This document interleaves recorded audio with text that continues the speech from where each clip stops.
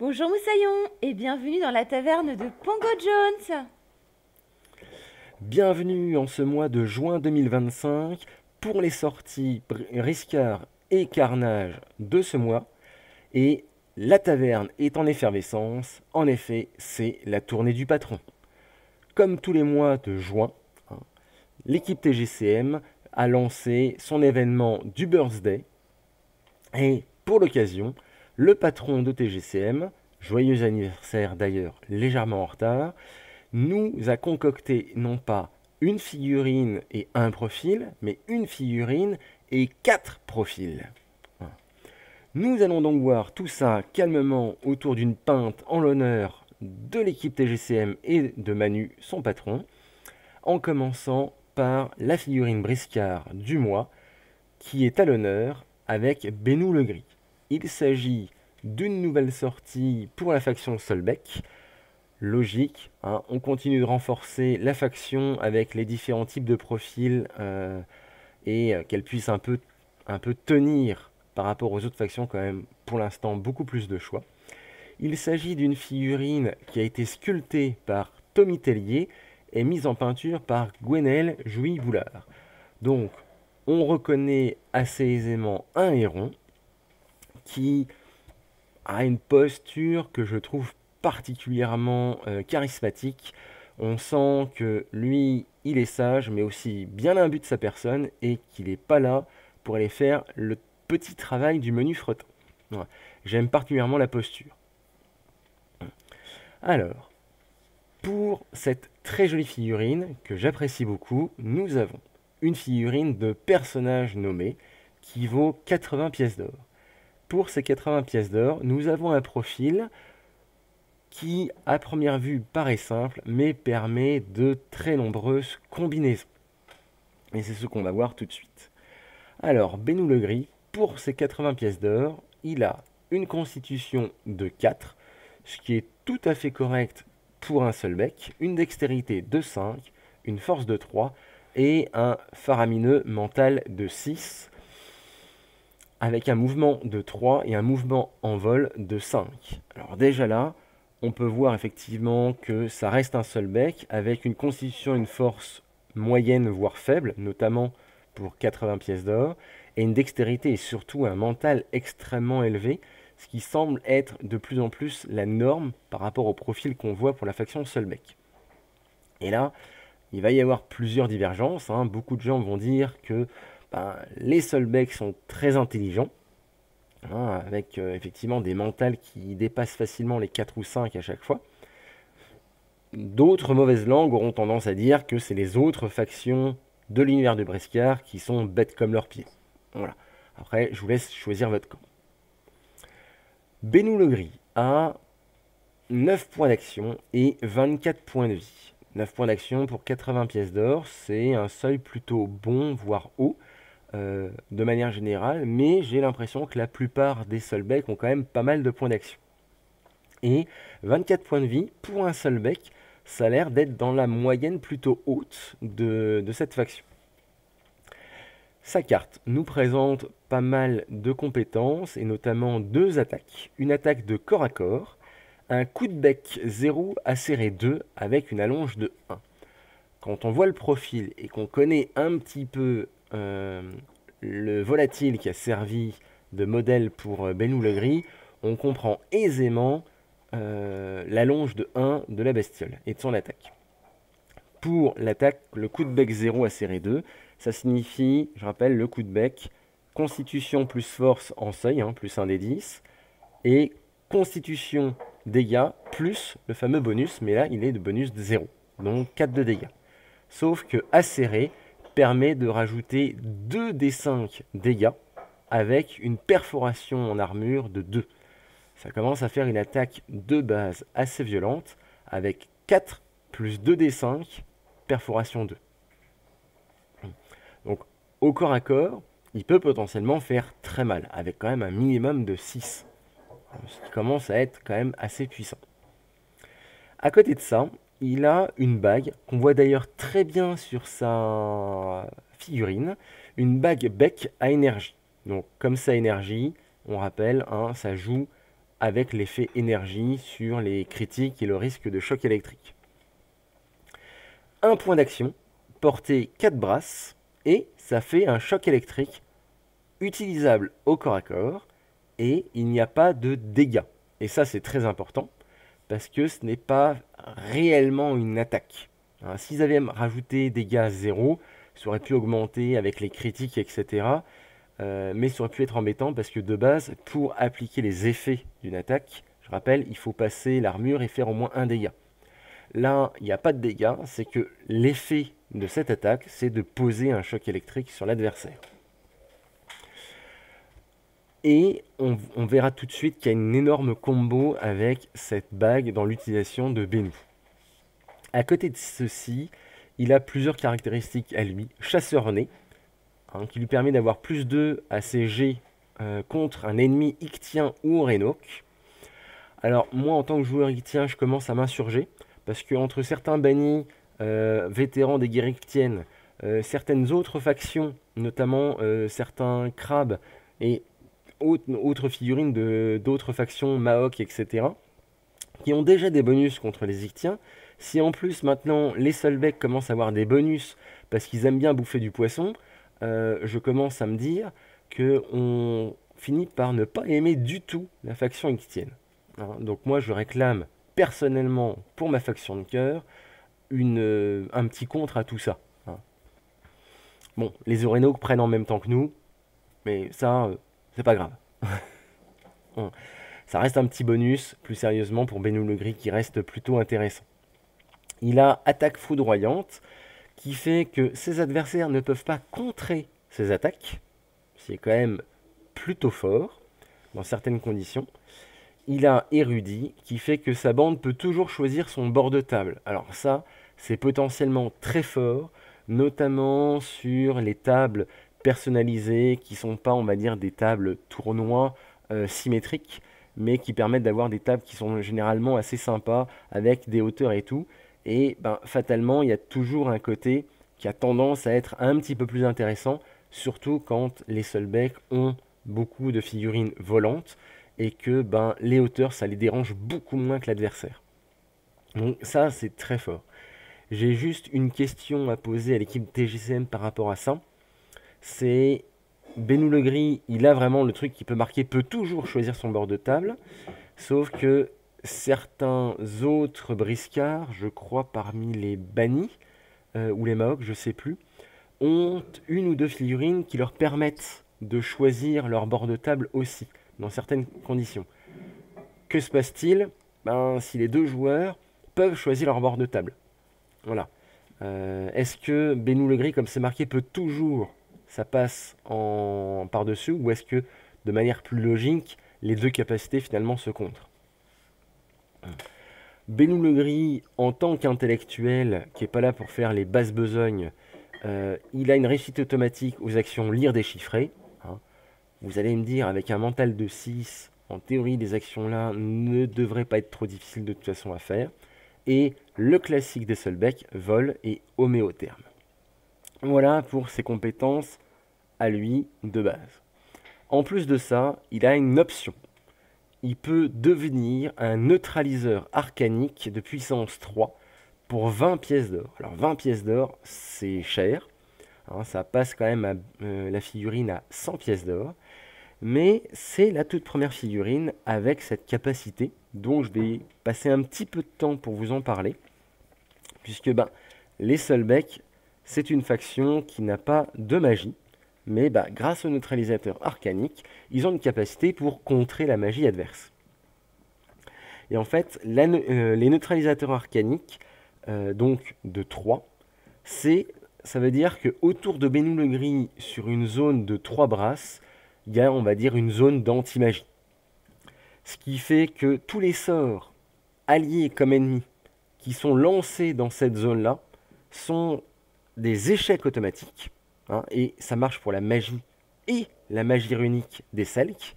Eh oui, désolé pour les Selk, mais ils sont aussi affectés par cette aura.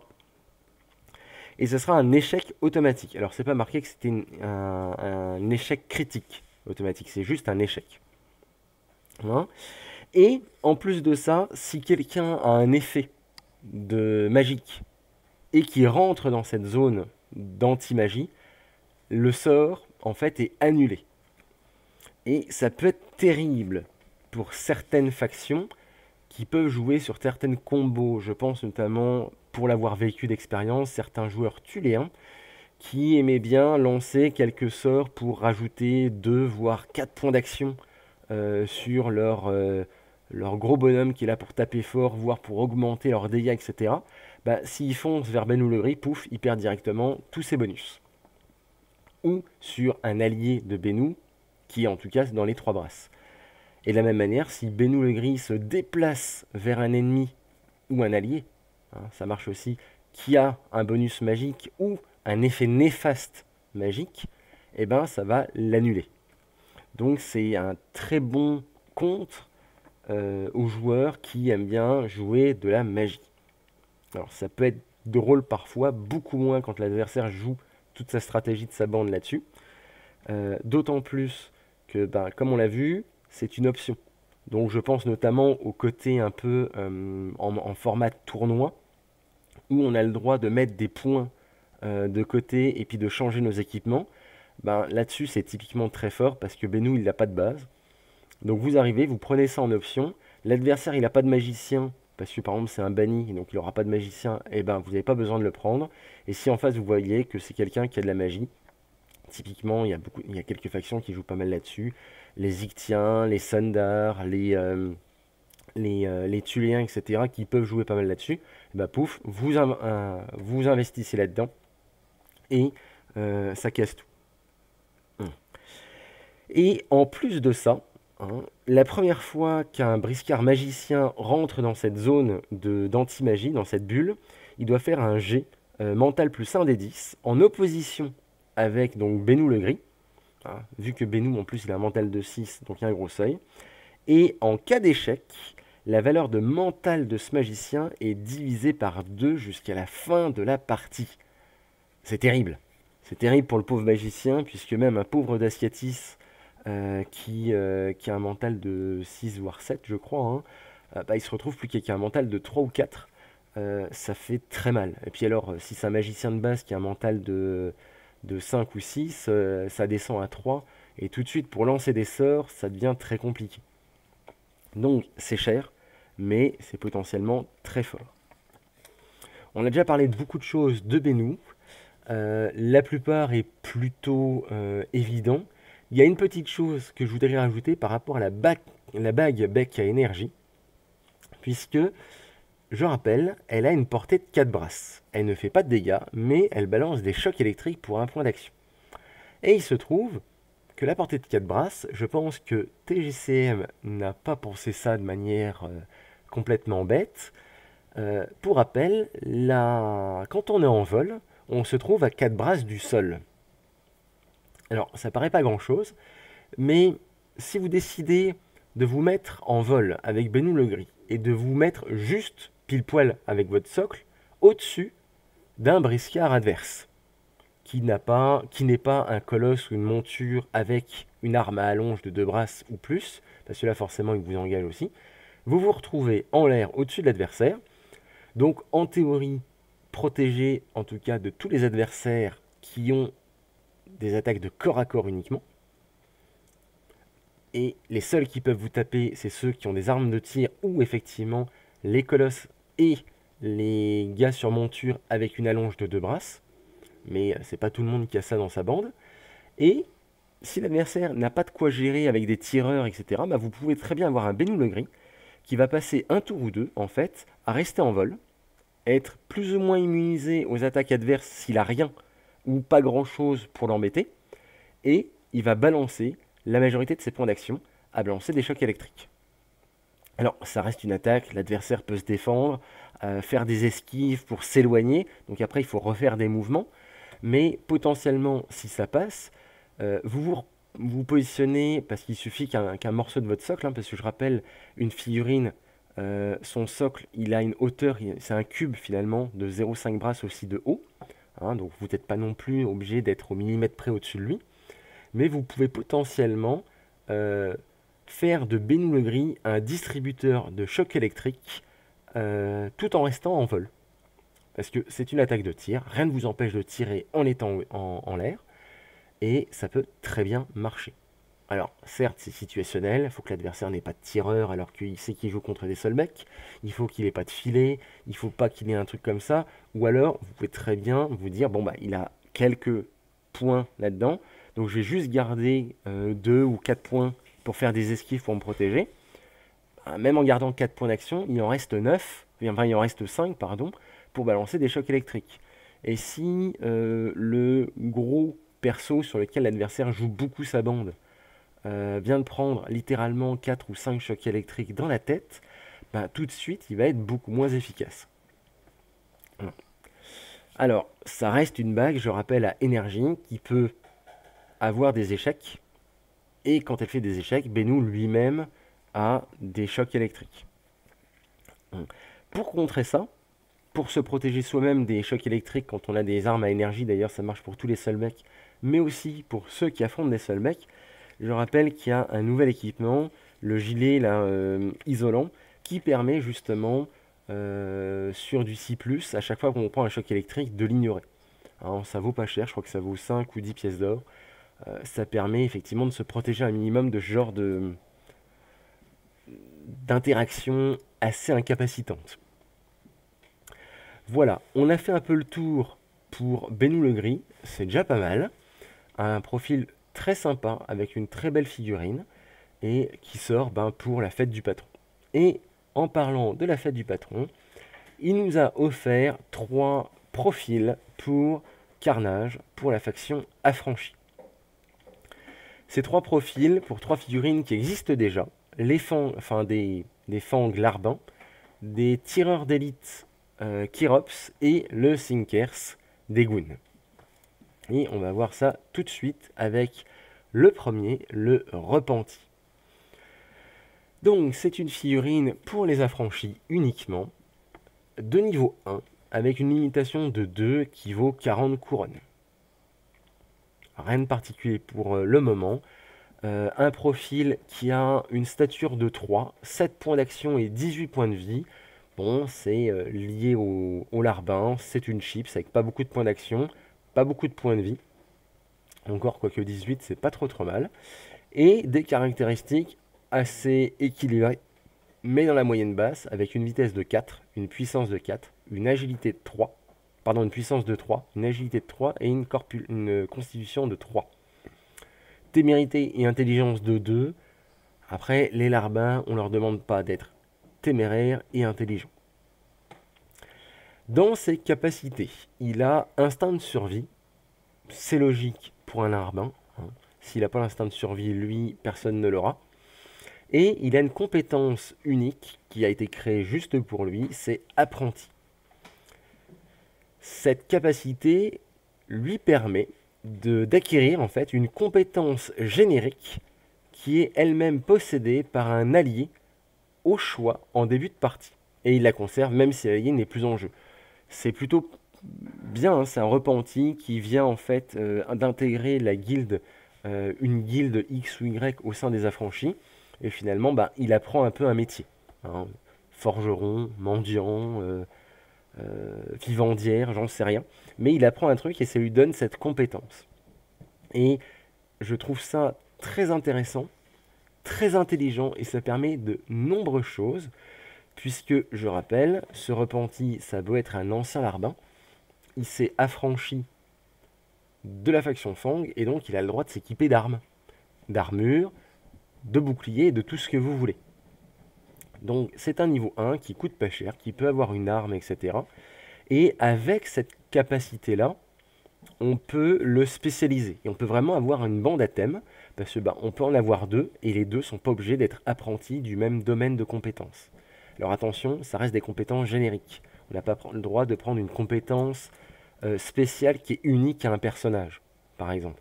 Hein, c'est des compétences, par exemple, riposte, héroïque défense, ou ce genre de choses, qui sont dans les livres de règles. Mais ça permet de faire quelque chose de très intéressant en fonction de votre bande, et en fonction de ce que vous voulez faire de ce profil. Alors certes, c'est un profil niveau 1 qui ne va pas faire énormément de choses, mais cette capacité-là est très intéressante. De surcroît, en tant que compétence de perso niveau 1, il a un seul dé de maîtrise, mais ce dé est complet. Et donc là, on pense à une compétence qui peut être très bien.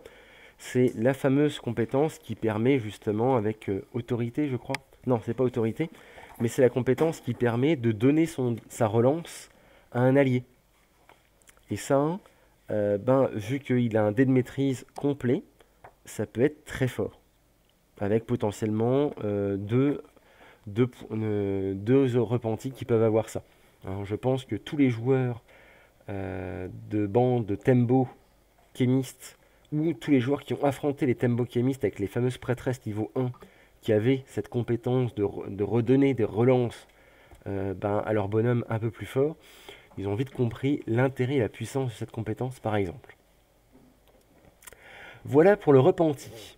Nous avons maintenant le tireur, l'arbalétrier, en fait, Kyrops pour la faction des affranchis. Il s'agit du tireur Yun Tai-shan. Alors, j'espère que je prononce bien. J'ai essayé de regarder un petit peu, de me renseigner, parce que Yun Tai-shan, ça ne me disait absolument rien.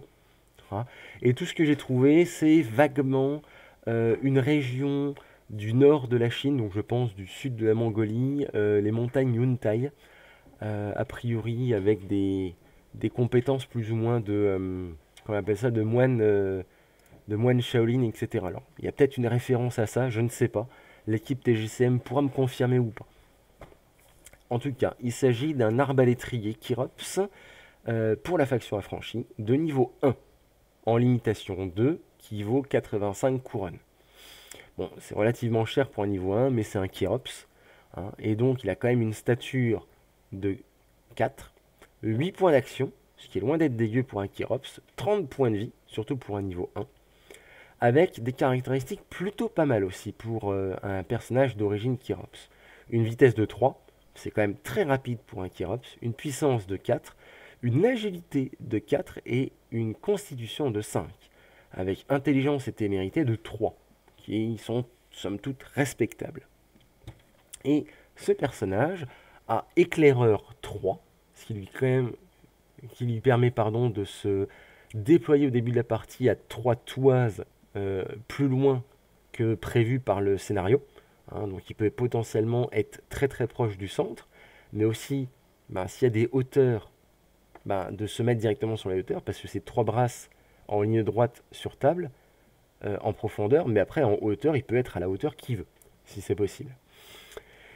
Ce Kyrops, arbalétrier, a la capacité riposte, et la capacité qui va avec qui vive.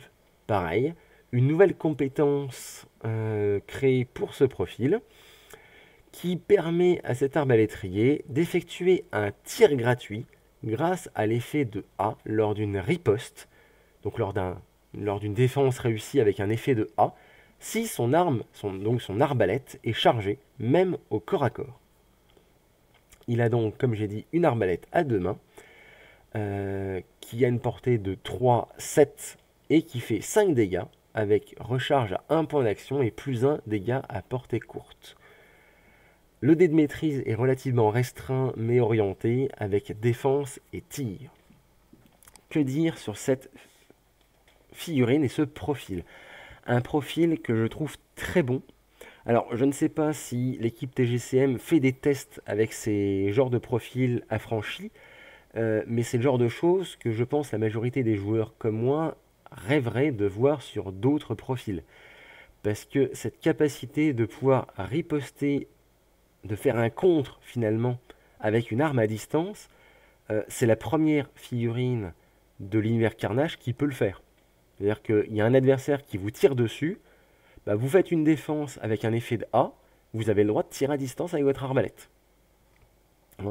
Bon, même au corps à corps, mais potentiellement vous pouvez donc riposter à distance. C'est la première figurine qui peut faire ça. Et quand on riposte à distance avec une arbalète qui fait 5 dégâts, voire 6 à portée courte, enfin, plus 1 dégât à portée courte, donc je crois qu'on passe même à 7, ça commence à rigoler 0. Alors, moi, j'ai juste une question par rapport à ça, c'est que si on remplace l'arbalète typiquement par un arc, parce que rien ne l'empêche, l'arc, il n'y a pas besoin de recharger, hein. La recharge est automatique, avec les flèches, il suffit d'avoir les munitions. C'est-à-dire que là, typiquement, l'arbalétrier Kyrops avec un arc, tant qu'il a des munitions, il peut faire des tirs en riposte. Moi, je le comprends comme ça. Notamment, on peut très bien imaginer une sorte d'arc de guerre, etc. Bon, sur un profil de niveau 1, ça fait peut-être cher l'arc, mais bon, pourquoi pas. On peut voir ça, même un arc court, hein, finalement, vu que c'est un niveau 1. Bon, il n'a pas beaucoup de flèches, mais au moins, ça permet de voir. Donc, ça se réfléchit en termes d'équipement sur cette figurine. Et on voit en fait qu'il est presque pensé sur ce système de riposte à cause justement de sa capacité riposte. Puisque je rappelle, riposte, ça permet d'avoir un effet de plus quand on fait une défense à 2 ou 3 points d'action. Finalement, comme une attaque. Donc, c'est un profil très sympa, très fort, qui permet justement d'éviter le côté je vais tirer sur le tireur adverse pour essayer de le tuer parce que de toute façon là il peut rien me faire parce que je lui tape à distance. Non, lui il peut, quelle que soit son arme. Finalement, heureusement que c'est qu'un niveau 1. Mais on imagine très bien ce genre de compétences qui vivent sur un archer ou un arbalétrier niveau 2 voire 3, ça peut être terrible quoi, on n'a pas vraiment envie de lui tirer dessus. Voilà pour ce profil et on finit par le troisième, le Swedova. Alors je m'excuse si je prononce mal aussi. Là par contre, j'ai pas la référence du tout. On a un Sinkers qui rejoint la faction des affranchis. Et c'est un Sinkers, donc limitation unique, de niveau 2 pour 162 couronnes. C'est un bonhomme qui pèse lourd quand même en termes de pièces d'or ou de couronnes sur votre groupe, sur votre fer de lance. Mais bon, on va voir hein, son profil. Lui, pareil, un profil assez violent, avec une stature de 5, 9 points d'action, 28 points de vie. Alors au départ, je trouvais ça un peu faible, mais finalement, j'ai vu que c'était exactement le même nombre de points de vie que le Sinkers, que le guerrier albinos des Goons. En fait, c'est vrai que ils n'ont pas énormément de points de vie, finalement, les Sinkers, mais ils se défendent autrement. Notamment via leurs caractéristiques, puisqu'ils ont une vitesse de 3, une puissance de 6, une agilité de 3, une constitution de 6, témérité de 4 et intelligence de 3. Il a le coup de corne, vu la figurine logique. Il est héroïque défense et hors norme avec brutalité 2, et c'est un Sinkers. Donc en tant que Sinkers, si je me rappelle bien, il a le droit à l'équipement du guerrier albinos, Sinkers, c'est ça, que j'ai oublié de vous remettre, mais c'est le fameux madrier. Non, c'est pas le madrier, pardon. C'est le fait qu'il soit capable de maîtriser le sort onde revigorante. Ça lui donne pour 0 pièce couronne la compétence riposte et la possibilité d'acquérir effectivement le madrier pour 20 pièces d'or. Ce madrier qui lui donne allonge plus un dégât et qui lui permet de répartir les dégâts sur tous les adversaires au corps à corps. Alors je l'ai testé, j'ai testé sur mes Tembo, ça fait mal. Donc il a accès à ça parce que c'est un Sinkers. Et en plus de ça, ce personnage a la règle champion désigné qui lui permet de drainer, c'est-à-dire d'utiliser jusqu'à 6 points d'action de personnages alliés niveau 1 qui se trouvent dans son aura. Bon, il a une intelligence de 3, donc l'aura est pas très très grande, heureusement. Mais ça lui permet potentiellement d'utiliser jusqu'à 15 points d'action pendant son tour. Alors de base, il a sa cognée, son bow à cognée, qui pour 12 pièces d'or de base, qui sont déjà inclus sur son profil, ça lui donne la longe à deux bras toise, tranchant, et en cas de critique multiple, inflige en plus un saignement 2. Alors, entre nous, la bow à cognée pour 12 couronnes, je préfère la retirer et lui donner le madrier. Qui permet quand même de rajouter plutôt, d'avoir la même allonge, mais de rajouter plus 1 au dégâts et la fameuse capacité à répartir les dégâts sur tous les adversaires au corps à corps. Je trouve ça très très fort et il y a accès. C'est un personnage qui est orienté avec ses dés de maîtrise corps à corps, c'est-à-dire attaque et défense. Un profil très puissant que les goons risquent de leur envier. En fait, ils vont se demander pourquoi ils ont le Sinkers low cost, j'allais dire, hein. Enfin j'exagère, l'autre est très bien. Mais c'est vrai que dans les affranchis, dans les goons il serait très fort, mais dans les affranchis il est très fort, clairement dans une liste à thème, avec tout plein de niveau 1. Alors on en a déjà eu, les deux autres profils sont des niveaux 1, hein, mais on peut très bien imaginer donc les fameux repentis qu'on voit là, qui valent que 40 couronnes, qui sont des niveaux 1, et avec leurs 7 points d'action, bah, ils peuvent donner des points d'action aux Sinkers. Mais on a aussi énormément de points d'action avec plein de niveaux 1, notamment le mendiant, hein, qui est vraiment très fort parce qu'il apporte des bonus de soutien en attaque et en défense. Et puis en plus, il peut donner ses points d'action à la grosse brute à côté. Il peut faire potentiellement celui-là très très mal. Alors je pense que c'est la fête du patron. Le patron aime les goons, mais le patron a l'air d'aimer beaucoup les affranchis aussi. Et c'est 3 nouveaux profils qui vont renforcer grandement cette faction qui est déjà très polyvalente. Voilà. Dites-moi ce que vous en pensez, vous, de l'ensemble de ces sorties, hein, que ce soit pour Briscard ou Carnage, en commentaire ou sur le Discord de TGCM. Et je vous souhaite une très bonne journée et à la prochaine.